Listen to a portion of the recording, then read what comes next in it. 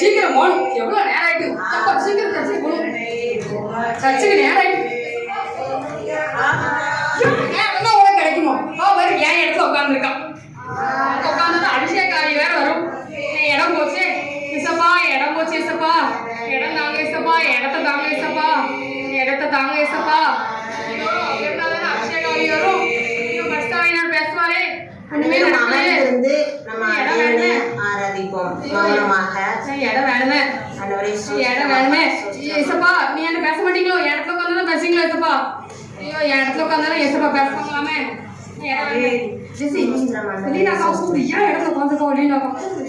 சும்மா இருந்து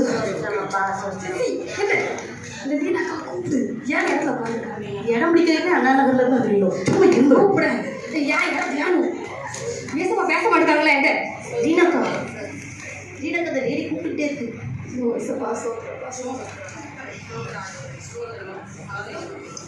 ஏன் இடத்துல உட்காந்தாலும் ஏசமா பேசுவாங்க?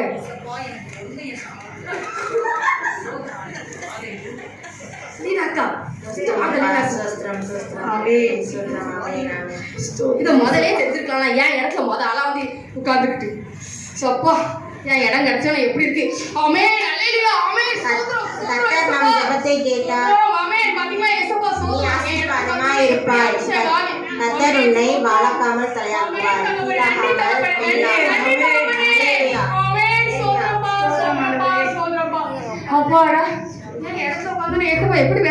சாட்சி நேரம். சாட்சி சொல்கிறவர்கள் கர்த்தருடைய நாமம் மகிமைப்படும்படியாக சொல்ல வேண்டும். சுருக்கமாக சொல்லுமாறு கேட்டுக்கொள்கிறேன்.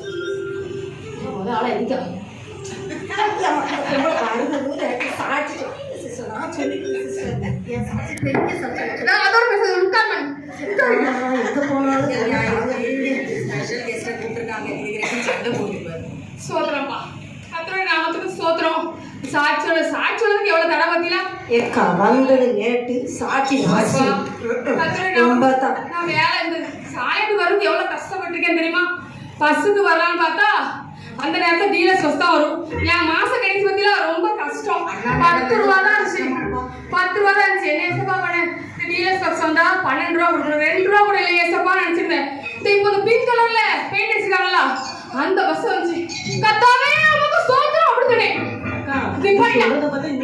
அந்த ஆள ஏறினேன்.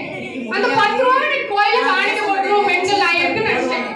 அந்த கவர்ல அந்த 10 ரூபா வச்சிட்டேன். வச்சுட்டு கர்த்தர் எனக்கு சோத்து நிறைய சாட்சியாக வெள்ளம் வந்துச்சுல. என்ன சாட்சி சொல்லுங்க? என்ன கஷ்டம், என்ன வேலை, சாப்பாடு ரெடி ஆயிட்டான்னு பாத்துட்டு வா. கர்த்தர் நாம மகிமைப்படுவதா. ஒரு நிமிஷம் சாட்சி சொல்லட்டும். நான் போயிட்டு வந்து சாப்பாடு ரெடி ஆயிட்டா நம்மளே உட்கார எவ்வளவு கண்ணீரோட இருந்தேன். சபா சோத்திரமா. ஆமென் ஆமென் ஆமென்.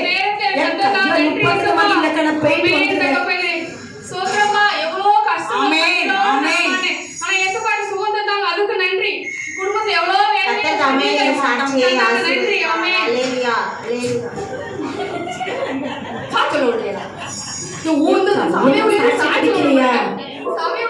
சாப்பாடு ரெடிட்டு ரசம் சூப்பரா. சாட்சி முடியாத மண்டலை சோஸ்திரம் கர்த்தர் தாமே சாட்சியா. சும்மா இந்த சபையோட சாட்சி சபையோட சபையோட சாட்சி உங்களுக்கு. ஏம்மா இவ இப்படி சொன்னா நமக்கு மெசேஜ் நமக்கு எப்போ மெசேஜ் முடிக்கலாம் வீட்டுக்கு. ஆமென் ஹalleluya ஆமென் ஆமென். சொல்ல சபையிட்டாக நம்ம ஆண்டவரே சோஸ்திரம். சாட்சி கேட்டு ஊழியக்காரங்க கர்த்தர் ஆண்டவரே சுத்தமா ஆமென். தகப்பனே நன்றி இயேசுப்பா. இயேசுப்பா நன்றி இயேசுப்பா. எவ்வளவு பாடலி கண்ணீரை நடக்க வச்சிருக்கீங்க. இது கண்ணீரை சோஸ்திரம் ஆண்டவரே சோஸ்திரமேகா.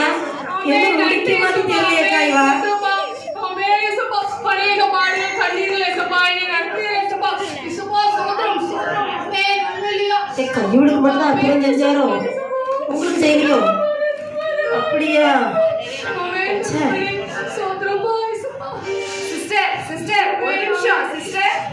அப்படியே முடிவு சொல்லி ஆசீர்வாதம் சொல்லி முடிச்சிருக்கேன். பாத்தீங்களா ஊழியக்காரே ஏசப்பா பேசுறா. அழகான சோத்திரம் சோத்திரம் சோத்திரம். அட கூட்ட பட்டவங்க தெரிய மாட்டேங்குது. ஆமென் ஏசப்பா சோத்திரம் சோத்திரம் சொல்றாங்க கடைசியா. சோத்திரம் சோத்திரம். சிஸ்டர் ஒரு நிமிஷம். இப்போ நம்மளோட சாட்சி சாட்சிலாம் எப்படி இருக்குன்னா, நம்ம சாட்சியா வாழ்றதே இல்லை.